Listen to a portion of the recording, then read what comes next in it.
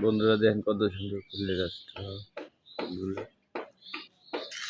খুবই সুন্দর লাগতেছে। নাইস।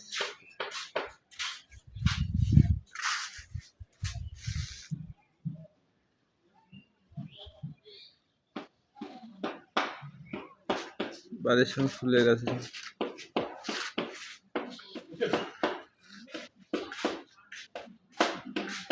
একটা লাইক শেয়ার কমেন্ট করবে। দিনের বেলা থাকে, সকালে কত সুন্দর দেখালে পরে বিকেল হইতে হইতে শেষ।